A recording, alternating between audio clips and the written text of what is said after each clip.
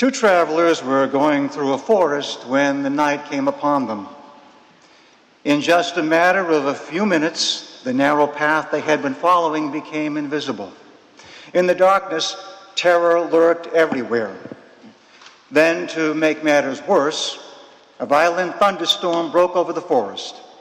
Terrifying flashes of lightning were followed by loud peals of thunder which shook the ground under their feet. Torrents of rain poured down on them. The trees swayed dangerously. The first man looked on the storm as a calamity. Every time there was a flash of lightning, he looked up at the sky and he cursed. The result was that he strayed from the path and got lost in the forest.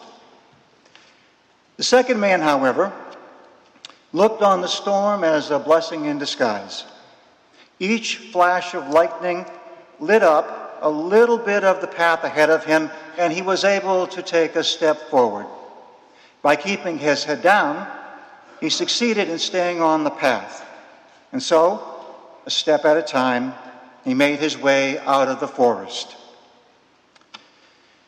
These travelers remind us of the two thieves in our gospel story.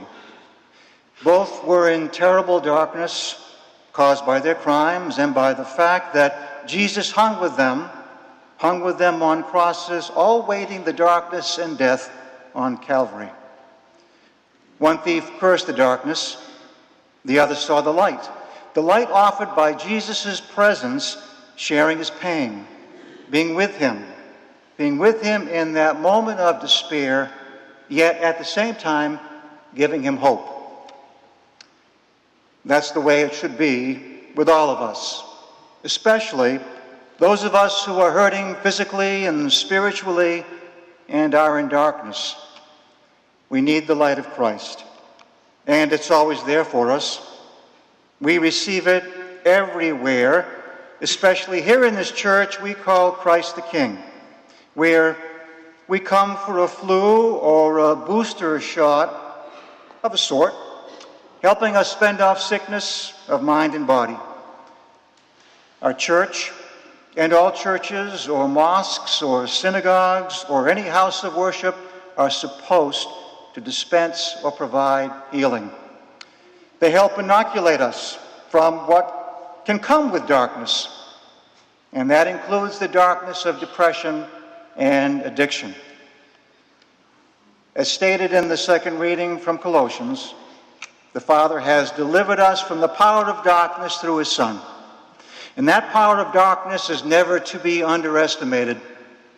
It's gripping and can seize us when we shield our eyes from the light by ignoring the gifts of the Holy Spirit, such as knowledge that helps us choose the right path through life, and courage, allowing us to have the mindset needed for doing good and enduring temptation and evil.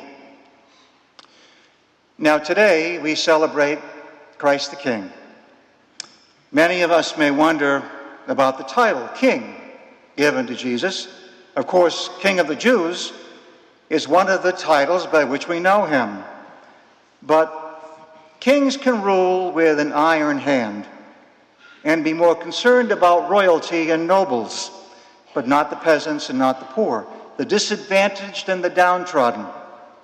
Kings are more concerned about getting and using power for control and riches, but that's not Jesus, our Christ, who stood with the poor and with the lost, who was there with those with little or nothing. So then, why Christ the King?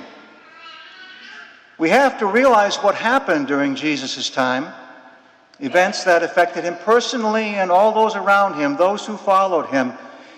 Kings were common in the world in which Jesus lived. The Emperor Tiberius ruled the Roman Empire. Jesus grew to manhood in a world which remembered the glories and the terrors of Herod, the king of Judea. Herod was king only by grace of the Roman emperor. Herod used his power to destroy anyone he felt threatened his rule. Calling Christ the King was a perfect way for his followers and the gospel writers to emphasize the difference between God's kingdom and the Roman Empire. Jesus was a different sort of king. He called for nonviolent resistance to the earthly, unjust, imperial, violent kingdoms. Jesus was the way all came to understand what it meant to bring God's kingdom to earth. It meant bringing peace, understanding, compassion, and love. Consider his prayer. Our Father, who art in heaven, hallowed be thy name. Thy kingdom come. Thy will be done on earth as it is in heaven. We're supposed to answer his prayer through nonviolence, through just behavior, doing good, and delivering us from evil. Now, this feast was given to us in 1925 by Pope Pius XI to combat growing belief in Nazism, communism, and fascism.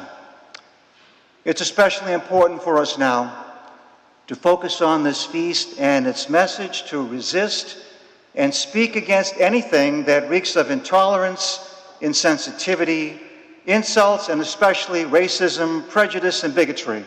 The dark night we don't want to fall upon us.